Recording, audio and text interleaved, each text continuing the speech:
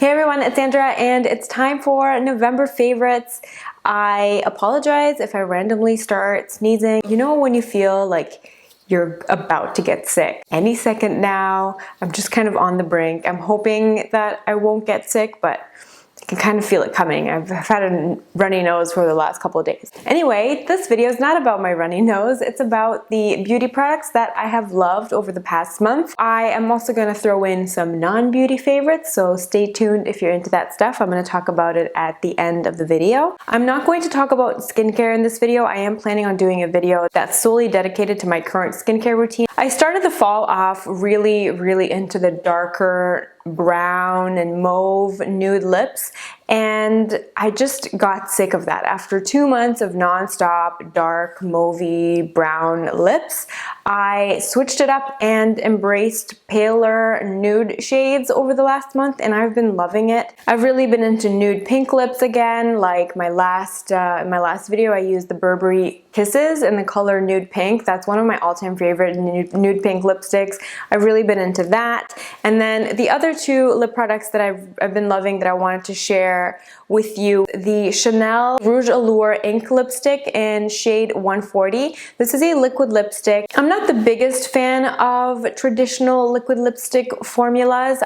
While in theory they're amazing, I love the idea of just whipping out a color and having it stay on all day long. I feel like my lips always just look and feel really crusty after I wear something like the Kat Von D liquid lipstick, the Anastasia, anything like that. The Chanel ones are very emollient. They have that, it's almost like a silicone feel to them. They glide on the lips really easily and they don't dry matte right away. It does take a couple of minutes for you to get a matte finish, and it's a velvety matte finish. It's not like a super stark matte finish. This color is so beautiful. It's the color that I'm wearing today. It's just a gorgeous nude shade. It's a nude peachy pink, and I do have a blog post in which I compare this to some other lipsticks in my collection if you want to see where the color stands. I love the fact that it's an everyday nude shade that is not too pale, so you can wear it with a smoky eye, you can wear it with a really neutral everyday eye makeup, and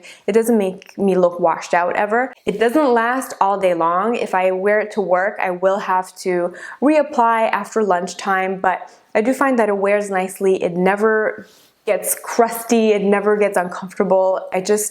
I'm a big fan of it, and the packaging is stunning. I love the fact that this is actually frosted glass. It's very luxurious and it's nice and compact as well. The other nude lipstick I've been loving this month is the By Terry Rouge Expert Click Stick in shade number 3. This is another gorgeous matte shade, and again, this is actually really long wearing. It's matte, but it's very comfortable, feels completely weightless on the lips. I love the shape of these. You don't need lip liner with them or anything. They fit the shape of my lips perfectly. So here at the bottom is the Chanel shade. As you can see, it's just a hint more peachy and it's a little bit lighter. At the top we have the By Terry Click Stick in shade number 3, which is more of a My Lips But Better color. It has a nice rose undertone to it. The only eyeshadow product that stood out to me this month has been this matte Armani eye tint in the shade number 23. This is called Camel Smoke, and I love it. I'm a really big fan of these Armani eye tints. It's a cream eyeshadow, but it comes with a doe foot applicator, so it's a bit wetter than traditional cream formulas that come in a pot or in a stick form. I just find them incredibly easy to work with. They're easy to blend. They have great lasting power on my oily eyelids. Camel Smoke is just a perfect warm brown base. I love to use it all over the eye and then follow up with a shimmery color on the eyelid.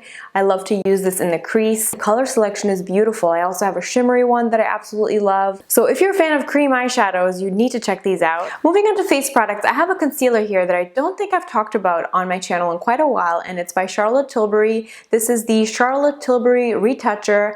I use this in the shade number 3, and while I don't love this concealer for the under eye area, I absolutely love this for tricky texture areas. You know, if you've had flaky or dry skin after a blemish, This is the only concealer that I have found that glides over dry patches and conceals them without making them look more dry or without making them look cakey or anything like that. So this is really special in that regard. It's got that twist up mechanism. It has a brush. You twist up the bottom, the product comes out. I don't love the packaging of it. I find it really, really messy.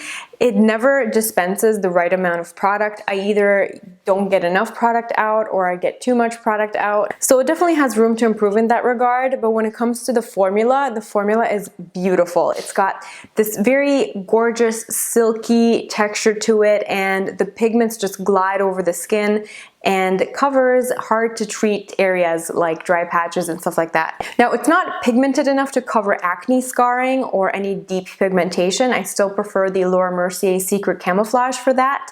But in terms of helping cover up and smooth over difficult textures like dry flaky skin, I find this to be a really good product for that. The next product I've absolutely been loving this month is a face powder, and this is the Guerlain Meteorites in shade number 2. The packaging is really beautiful. It looks like a little jewelry box. It has little spheres of different colors of powder. It's an illuminating and color correcting setting powder. I finally used up my Chanel loose powder, so I thought I would try out something new, and I'm very, very happy about this. Now, a not so favorite has been the By Terry Hyaluronic loose powder. I bought it because I heard a lot of good things about it, and it has the word hyaluronic in it, so I just thought it would be a really nice finely milled powder for winter time, but it actually makes my skin look really dry. I've tried applying it with a beauty blender, like the baking method, underneath the eyes, and that was horrible. It made me look like I was 100 years old. It just accentuated fine lines I didn't even know existed. I do get a better result when I use just a small fluffy brush with it, but it's still, I don't really think it's worth the high price point. My face doesn't look like it's been touched by an expensive powder, whereas with this, at least I see a tangible positive difference. For blush, this has been my go-to blush for the month of November, and it's the Marc Jacobs Air Blush in the shade Lush and Libido.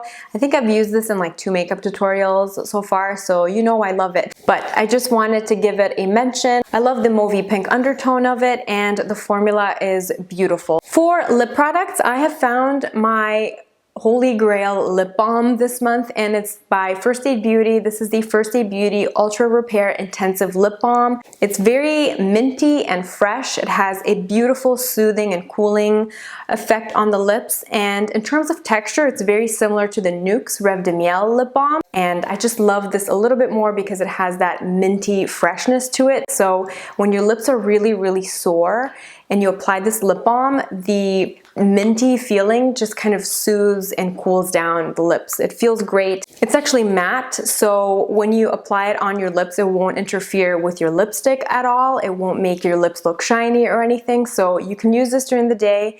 And when I use it at night, I actually put a thick layer of it on my lips, and then I top it off with some Aquaphor, and I just find that really seals in the moisture, and I wake up and my lips are really nice and moisturized. Moving on to hair, I have 2 hair products that I wanted to talk about, and as you can see, I actually got a lot more highlights in my hair, and with the weather changing, my hair has been feeling really dry, and I've just been focused on nourishing it. And this month I've been loving the Gloss Moderne. This is the High Gloss Conditioner and High Gloss Shampoo. I actually bought these at the end of summer, but I didn't use them regularly up until this month, and they are gorgeous. They smell so good. It's like a very high-end, beachy, sweet coconut vanilla scent.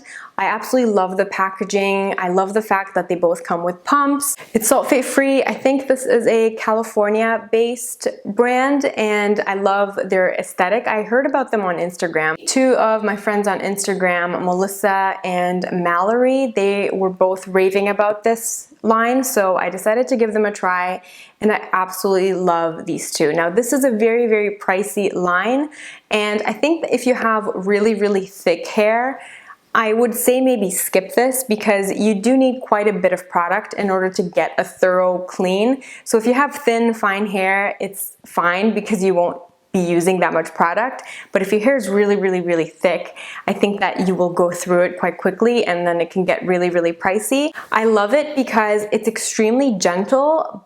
It cleans the hair really well, but it does not leave my hair feeling stripped at all. It leaves my hair looking really healthy and shiny, and it's very hard to get blonde hair to look shiny. And it's an overall very luxurious experience, so I've been enjoying these. They also sell a hair serum that a lot of people rave about, so I think maybe if you have really dry, coarse, thicker hair and you don't want to splurge on shampoo and conditioner, I think maybe the hair serum will be a better option for you. We have a fashion item, and it's this pair of boots. I have been obsessed with them ever since I ordered them and got them in the mail. They are from Topshop. I don't think they're available on the Topshop website anymore, but Nordstrom has them and the Bay has them. I will put the link to them below, but they are from Topshop and they are this gorgeous ankle boot. They are actually black velvet and they have this champagne embroidery, and then it has some sequin detailing on them. I just find a piece like this perfect for adding a little bit of interest. I'm excited to style them. I'm going to be doing a lookbook soon, and I will feature them in the lookbook. And I wanted to show them in a video and give you a chance to get them if you are interested, because I have a feeling that they will sell out pretty fast. The last product related item is actually my very first beauty advent calendar. I've been a fan of advent calendars ever since I was little. I used to get one with chocolate every single year, and I still buy myself either a Lindt or a Kinder brand advent calendar at the beginning of each December. But this year I thought that I would give a beauty advent calendar a try, and this one is from Clarins. You can get this on the Clarins website. I think it has like $295 worth of product in here, and I'm really excited to see what's in store. I absolutely love Clarins makeup. I love Clarins skincare products, so I am excited to open this up, and maybe I'll share the contents of it on Snapchat. So make sure you follow me on Snapchat and we can have some fun every day in December leading up to Christmas.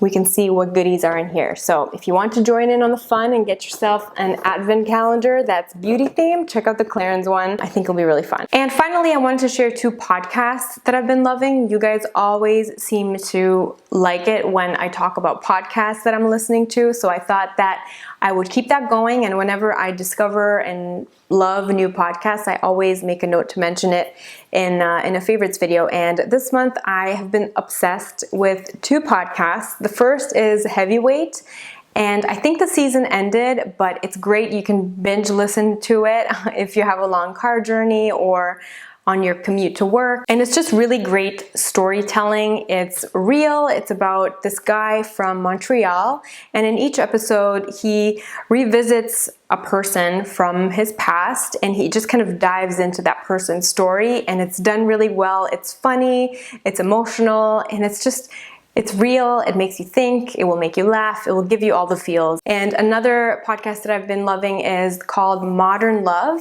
and it's done by the New York Times, a series of essays that are written by people all over the country, and they're actually read by actors. So each week they have a professional actor read an essay that was featured in the New York Times at some point, and the central theme of these essays is the theme of love. Not all of them are about romantic love. Some are about romantic love, some are about siblings, some are about self-love, family love, things like that. But the central theme of each essay is that theme about love. So you have the essay being read by a professional actor, and then they do a segment in which they do an interview with the actual person that wrote the essay, and they kind of catch up with them and see how their life has unfolded over the years, and it's really fascinating. The episodes are quite short, so again, it's a nice one to listen to in the car. I'm going to leave the link to everything that I talk about in the description box below. So if you want to check anything out in detail, it will be over there. I hope you all had an amazing November, and I will see you soon with a new video. Bye.